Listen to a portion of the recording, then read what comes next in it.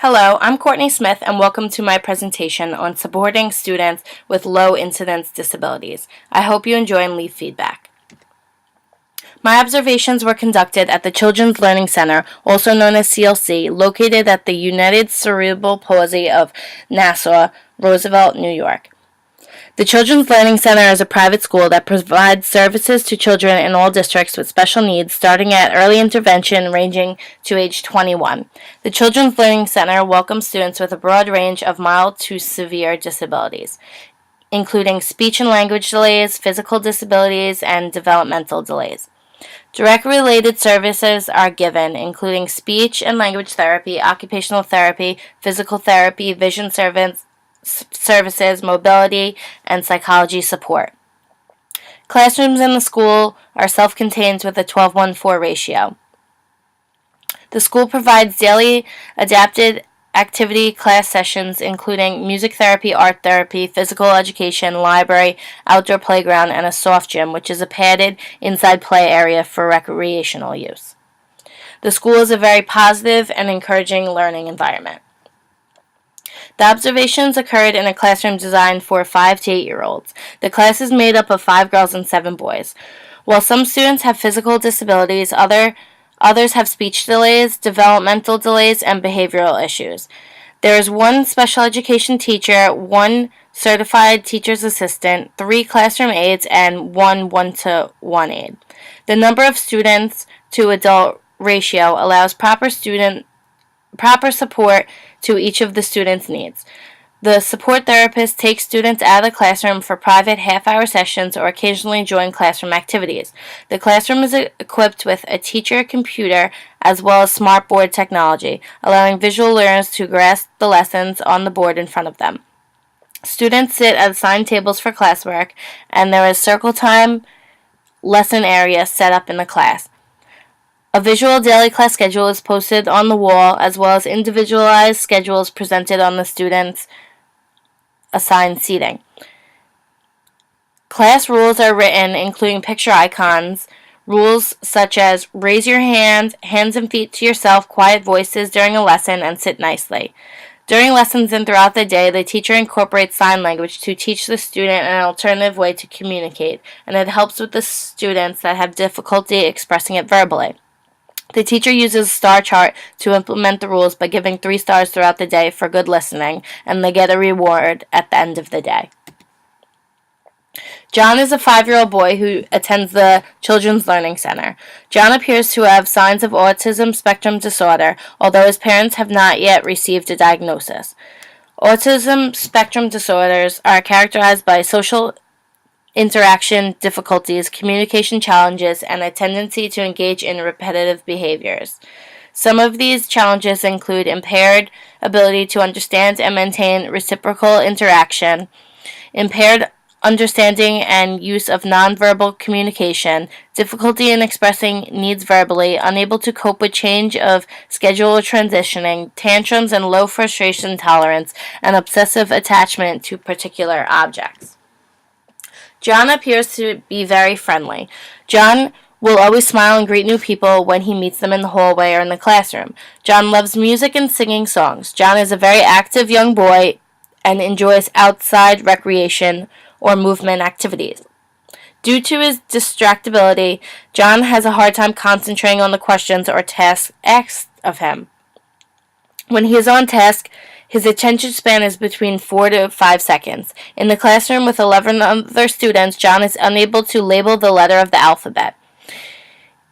In a one-on-one setting with a teacher and just a few classmates in the room, he can label all the letters of the alphabet and give an object that starts with the requested letter.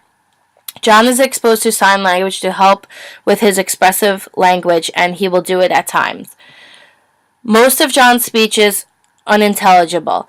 He will be heard calling his friends and teachers' names, but once he gains their attention, he doesn't have anything to say. He just calls their names to get their attention, and when asked the WH question, he does answer it, but most of the times the listener does not know what he is saying. John can correctly label a circle, triangle, heart, and star, but when he sees a rectangle, he pretends it's a phone. John can count to 12, and he is able to label numerals 1 to 8. He is unable to follow one-step directive without verbal and physical prompting. When given a directive that he doesn't want to hear, he will close his eyes. He has just started to cover his ears as well. He tells adults no and will hit them when he is asked to do something he does not like. Recently, he has started to slide down in his chair and get under a table to avoid work. He is unable to attend to a lesson and stay in his seat. John lacks appropriate self-help skills. He is still working on how to take off his jacket independently. With verbal directives, John stands at his cubby but does not take off his coat. John also needs close adult supervision during play and unstructured activities, as he will become overstimulated, which typically results in him aggressing towards his peers. John will engage in parallel play with his peers for approximately 20 seconds, but then begin grabbing their toys, knocking toys on the floor, hitting them, or telling them no. John shows preference for toys, specifically a toy phone. He is observed to be fixated with the toy phone and will tell his peers mine and take it away from them. When an adult intervenes, John often ignores the directive and will continue and try and take the phone away. He wanders around the room and pretends to sing into any object that he is holding, as if it is a microphone. When given a play microphone, he will not sing into it, but bangs it instead. His current program includes individual speech-language therapy 3 times a week and occupational therapy 2 times a week. John currently has 3 goals he's working on. First goal is to attend a class activity until it is completed. Second, John will initiate and maintain solitary play for 30 seconds. Lastly, John will take off 2 clothing items without buttons or fasteners. The members of the team that work directly with John depend on the services he receives according to his IEP. The members of the team include an occupational therapist, a speech and language pathologist, social worker, special education teacher, adapted phys ed teacher, art therapist, music therapist, school psychologist, curriculum supervisor, and assistant principal. For the annual review, it would include the applicable team members listed above, along with the CSE chairperson, a county rep, parents and guardians, and a parent advocate. Their roles and responsibilities of the members are specific for their fields of expertise. Each member provides input on John's goals and evaluation of his progress. The CSE team meets once every 2 weeks to discuss anything new that has happened, parental concerns, IEP goals, behavioral issues, etc. Speech and language pathologists at CLC specializing in establishing and enhancing students' communication and feeding abilities. Students at CLC are encouraged to reach their full communication potential by utilizing a variety and combination of communication methods. Individualized programs are designed to stimulate pre-language and language development in both comprehension and expression. Students learn and practice using spoken communication and various communication systems. CLC prides itself in keeping up with the latest technology and advanced therapeutic strategies to ensure each student reaches their potential with ease. Speech and language pathologists are specifically trained in feeding and swallowing disorders and therapeutic interventions. In addition to working with individual students in small groups, they also work with the classroom staff in providing collaborative interventions to ensure carryover of progress outside the therapy environment. The speech and language pathologist participation in team meetings, training of faculty and staff, and engaging families ensure optimal student achievement. During the time at the school, I was involved with many members of the team. Input was given on different reinforcement strategies to be used with the children, as well as visual supports that might be useful. Most of the team members involved were very open-minded to listening to new ideas or considerations. There were a few barriers presented that make achieving the goals difficult. Some challenges for the team would be that one therapist wanted to do it one way and the other teacher wanted to do it another way. Both professionals are not acting professionally and will not waver in their views. While observing, it was noticed that not all team members pull their own weight, and they don't seem that involved to help the student meet their goals.